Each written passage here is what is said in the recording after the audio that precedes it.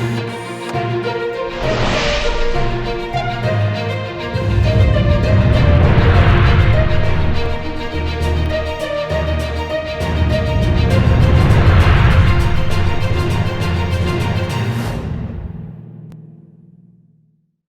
वालेकुम। आपने पहला प्रोग्राम देखा था, धुआंधार था, लेकिन सब ये कह रहे हैं कि जब तक फौज नहीं चाहेगी, लाइव प्रोग्राम के अंदर अब्दुर्रऊफ सिद्दीकी साहब ने कह दिया, इससे पहले डॉक्टर साहब भी कहते रहे हैं, क्या एमक्यूएम को बनाने वाली फौज थी, अब एमक्यूएम के धड़ों को दूर रखने वाली भी फौज है, और जैसे ही एमक्यूएम को कहेगी फौज, सारे धड़े एक साथ हो जाएंगे, और फिर जो सिंध के अंदर नाइंसाफियां हो रही है बकौल एमक्यूएम के मुख्तलिफ धड़ों के, बकौल जमात इस्लामी के, पीएसपी के, सब लोग कह रहे हैं कि सिंध गवर्नमेंट ने जो इस तरह परफॉर्मेंस किया, 12,000 रुपए मिसिंग हो गए, जॉब्स 2 लाख 3 लाख दी एमक्यूएम के लोगों को नहीं दी, ये शहरी इलाकों के अंदर जॉब्स नहीं दी, उस तरह के प्रोजेक्ट्स नहीं हुए, शहरी इलाकों का हाल बहुत बुरा हो गया, तो वो तमाम चीजें ठीक हो जाएंगी। और इस वक्त जो सिनेरियो इमरान खान ने शिफ्ट किया है, तेजी से शिफ्ट हुआ है बहुत सारी कानून साजी के बाद, तो कराची के मामला को भी ठीक होना है। डॉक्टर फारूक सत्तार साहब, एमक्यूएम फौज ने बनाई, धड़े सारे फौज के हैं, जब वो कहेंगे सब एक पेज पे आ जाएंगे, शुभलिबास साहब वापस तशरीफ ले आएंगे, और ये स्मूथ सिलसिला होगा। कराची के लोगों के पानी के मसले, सड़क के मसले, कचरे के मसले, कोटा सिस्टम और ये तमाम चीजें हल हो जाएंगी, और एक अकाउंटेबिलिटी सिंध गवर्नमेंट की शुरू हो जाएगी। आप लोग व्हाइट पेपर देना शुरू कर देंगे, आप लोग बताएंगे 12,000 करोड़ रुपए कहाँ इस्तेमाल हुए, और 12,000 रुपए कहाँ इस्तेमाल हुए। ये सब कुछ ऐसा लगता है कि प्लान है। और एमक्यूएम आप जिस मिशन पर हैं, वो जाहिर है किसी ने आपसे कहा है तो आप बड़ी स्पीड के अंदर दुबई भी चले गए, यहाँ भी मीटिंगें कर रहे हैं, मिलाद भी कर रहे हैं, कवाली भी कर रहे हैं, मतलब आपने मोबिलाइजेशन तेज कर दी, इंजन बन गए एमक्यूएम का। देखिए मैं कम से कम अगर मैं आप जिस तरह कह रहे हैं कि फौज का इतना अमल दखल है और एमक्यूएम की सियासत में खास तौर पर, तो सबसे पहले तो मैं ये इस तासुर को भी मुस्तरद करूँ कि एमक्यूएम के क़याम का वाक़ियतन फ़ौज की किसी खुशनुदी या मर्ज़ी से ताल्लुक़ नहीं था। हाँ, ये ज़रूर है, मैंने कई इंटरव्यू में कहा है कि जब एमक्यूएम लाइमलाइट पर आने लगी तो उस ज़माने में ज़िया उल हक साहब का मार्शल था, पीपल्स पार्टी की तरफ सारी तोपों का रुख था, और एक अर्बन अगर पॉलिटिकल पार्टी मिडिल क्लास की कायम हो रही है, जो कम अज़ कम अर्बन इलाकों में पीपल्स पार्टी और जो फ्यूडल्स हैं अंदरून सिंध के, उनकी इंक्रेस को कहीं रोक सकती है और यहाँ इन शहरों को उनके असरात से बचा सकती, तो फिर वो एक फैसिलिटेशन ज़रूर होती है, एक सहूलत ज़रूर मिल जाएगी। तो वो ज़रूर हुआ होगा कि एमक्यूएम के खिलाफ, एमक्यूएम का फौज ने एमक्यूएम को नहीं बनाया, टेक ऑफ करने दिया, एमक्यूएम को उसको रोका नहीं गया। अच्छा, अब फौज का क्या मामला है? देखें, बदम इन्हें पाकिस्तान मुल्क की बका सलामती को लेकर क्या फ़िक्र होनी चाहिए कि बदम तशद्दुद, इंतहा पसंदी और दहशत गर्दी को प्रीएम्प्ट करे। इस वक्त जो सियासी खला है कराची में, ख़ास तौर से सिंध के शहरों में, जो कि 2016-22 अगस्त के बाद जब मैंने टेक ओवर किया था, उस खला को हम पुर कर सकते थे अगर ये तजुर्बे एमक्यूएम के अंदर ना होते। अब अगर ये अननेचुरल हुए, इस्टेब्लिशमेंट ने किए, तो भाई मैं तो उसका विक्टिम हूँ अगर उन्होंने किए। और इतनी अखलाकी जुर्रत मुझे नज़र नहीं आती मेरे इन साथियों में कि वो मुझे पहले सरबराही से हटाएं, फिर मेरी जो है बुनियादी मेंबरशिप खत्म कर दे। आपके ख्याल में फौज ने करवाया? नहीं, मुझे नहीं पता, लेकिन मुझे लगता है कि उनमें इतनी अखलाकी जरूरत नहीं थी। चले उस वक्त की स्कीम ऑफ थिंग्स में, और ये भी चले मुल्क के इस्तेहकाम के लिए किया गया, और जमहूरियत को और पीटीआई को मौका देने के लिए कि हमारे झगड़े की वजह से कुछ हमारी सीटें पीटीआई को चली जाएंगी, तो ये जस्टिफाइड हो जाएगा कि भाई फारूक सत्तार और खालिद मकबूल और आमिर खान लड़ रहे थे इसलिए इन्हें वोट नहीं मिला। तो चले अगर मुल्क के लिए किया गया तो मैं इसे भी भुलाने के लिए तैयार हूँ। लोग नहीं भुला रहे, लोगों ने कहा हमारा बेड़ा गर्क हो गया। नहीं, मैं ये कह रहा हूँ कि लेकिन अब इन तजुर्बों से मुल्क चलेगा नहीं चलेगा मुझे नहीं पता, लेकिन कराची नहीं चलेगा, और कराची चलता है तो पाकिस्तान चलता है। तो अब कम अज़ कम कराची में एक नेचुरल प्रोसेस और उसमें जो गैर ज़रूरी अननेचुरल रुकावटें आ रही हैं उसको दूर करने की ज़रूरत है, और इन चीज़ों पर फोकस होना चाहिए। ये खला अगर अब पुर ना हुआ, ये जो तो अगर ये मेरी ज़रूरत है, एक महाजिर की, एक कराची के शहरी की, एक कराची में हर ज़बान बोलने वाले की, हर इलाके के पाकिस्तानी की ज़रूरत है कि कराची में एक बड़ी मोबिलाइजेशन हो, सियासी जो तकसीम है उससे बालातर, जो लसानी तकसीम है उससे बालातर, और जो दीगर तरह की मजहबी मसलकी तकसीमों से बालातर, अगर मैं वो ज़रूरत महसूस कर रहा हूँ एक सियासी और समाजी कारकुन के तौर पे, تو مجھے لگتا ہے کہ اسلام آباد کی بھی یہی ضرورت بن رہی ہے اور اب شاید پنڈی کی بھی یہی ضرورت بن رؤف صدیقی رہی ہے. صاحب کہہ رہے ہیں یہ کہہ رہے ہیں کہ سب کی ضرورتیں ایک ہو گئی ہیں, اس لیے اگر وہ ایک دوسرے کو فیسیلیٹیٹ کریں تو حرج نہیں ہے کہ خالد مقبول اگر خود یہ فیصلہ نہیں کر پا رہے, ان کی اپنی فکر یہ نہیں دیکھ رہی کہ مجھے فاروق بھائی اشرف بھائی کے ساتھ بیٹھنا چاہیے, وہ نہیں سوچ رہے,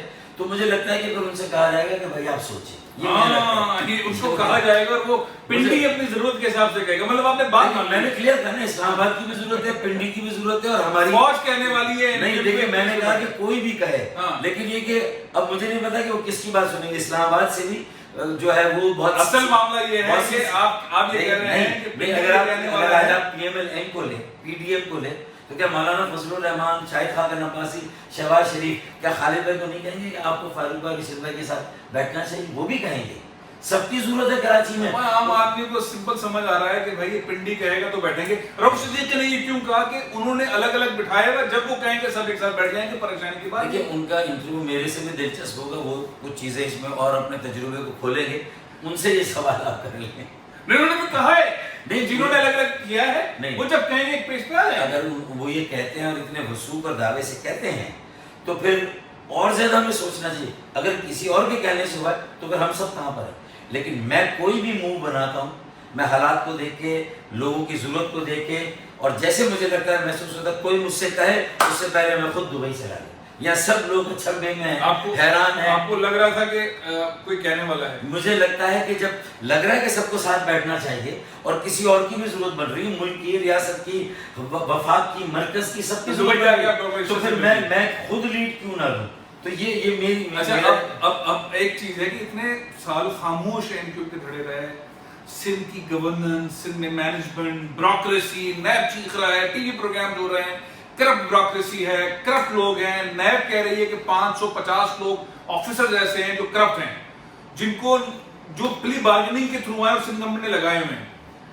کوئی بھی آپ کا ایم کیو پاکستان ہو, ایم کیو بالی کمیٹی ہو, آفاق احمد صاحب کی پارٹی ہو حقیقی, یا پی ایس پی, مطلب سرسری طور پر سب نے بات بولی, لیکن کوئی کیمپین ایسی نہیں چلائی جو ایکسپوز کرتی ہے اس کرپشن کو, جو نوکریاں نہ دینے والا معاملہ ہے, جو سڑکوں پہ معاملہ ہے.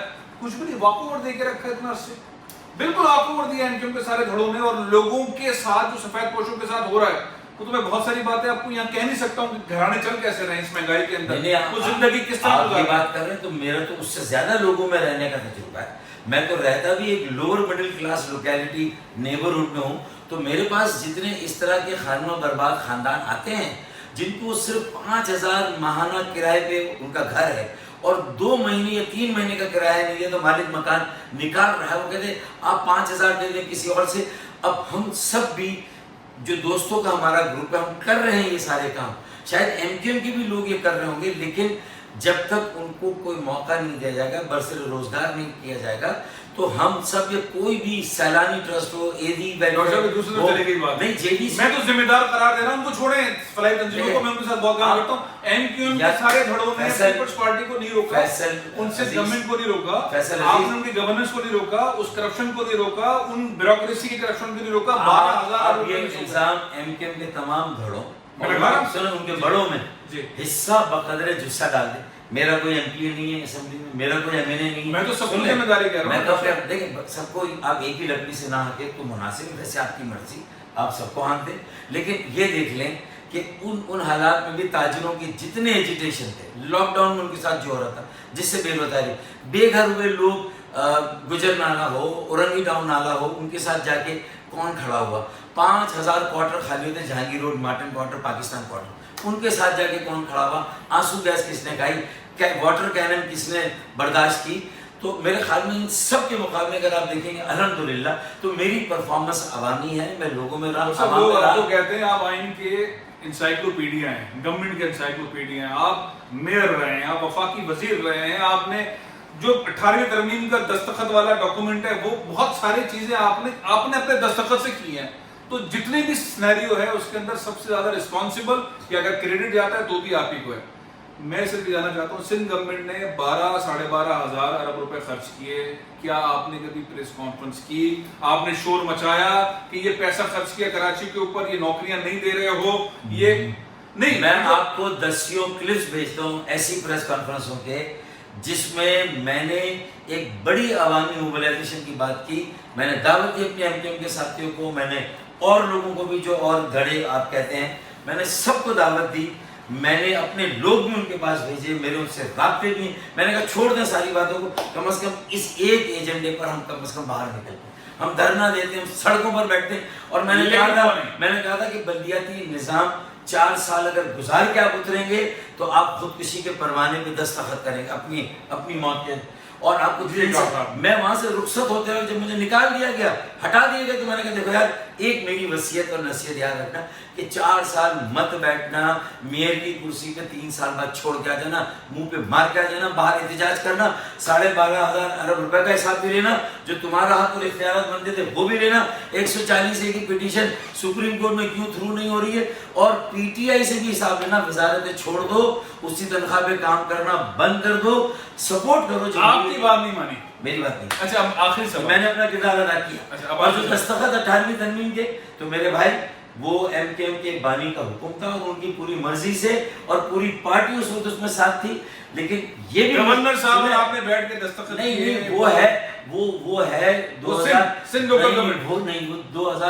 کا سندھ لوکل. وہ تو ہماری بچت ہو گئی, وہ ریپیل ہو گیا تھا جو آرڈیننس نکلا تھا, وہ تو اشرت بھائی کے واپس آنے کے بعد ختم ہو رہا ہے. میں چھوٹی سی اور 18ویں ترمیم رکاوٹ نہیں ہے بلدیاتی اختیارات اور کراچی کے مسائل کے حل میں. نہیں کریں میرے ساتھ, پورا 106 آرٹیکل اس کے لے کے بیٹھوں گا. اور آپ کینیڈا سے کسی کو لے لیں, کہیں سے بھی, وہ جو سو کالڈ مہاجر قوم پرست ہیں جو لوگوں کو گمراہ کر رہے ہیں, اصل مسئلہ آرٹیکل 140A کی تشریح ہے, اور جو 2013 کا بلدیاتی قانون ہے, اصل وہ مسئلہ ہے ہمارا, اسے حل کر دیں. ایک سمپل سا سوال, عام کراچی کا نوجوان, سندھ کے شہری علاقوں کا نوجوان, کیا اسے کبھی سرکاری نوکری ملے گی؟ میں سمجھتا ہوں کہ اس کے لیے اتنے مواقع ہم کریٹ کریں گے, اس کے لیے اتنی اپرچونیٹیز ہم دیں گے کہ سرکاری نوکری کا اس کا حق اسے ملے گا. لیکن اس کے ساتھ ساتھ یہ نوکری کا اور ملازمت کا جھگڑا نہیں رہے گا. ہمارے بچے نوکری کے پیچھے نہیں جائیں گے, انصاف کی بات نہیں میں آ رہا ہوں, نوکری کے پیچھے ہمارے بچے نہیں جائیں گے, نوکری دینے والے بنیں گے. آج کا دور نوکری دینے والوں کا ہے. اب آپ دیکھ لیں بچوں کو نوکری دینے والا بنائیں گے. نہیں لگا رہا میں, نہیں لگا رہا. اور کوٹا سسٹم ختم ہو گیا ہے. میں لوگوں کو جمع کر رہا ہوں جو وسائل کے ساتھ آئیں, اچھے لائر کریں گے. غیر آئینی اطلاق ہو رہا کوٹا سسٹم کا, ڈومیسائل سسٹم کو ٹھیک کرنے کی ضرورت ہے. یہ ہماری charter for stability development and progress کے ایجنڈے پر سر فہرست ہے. A4 ہے, سیوریج کا نظام, کچرا اور سرکولر ڈرین, یہ سب ٹاپ پر ہیں. ڈومیسائل, بے روزگاری, یہ سب ٹاپ.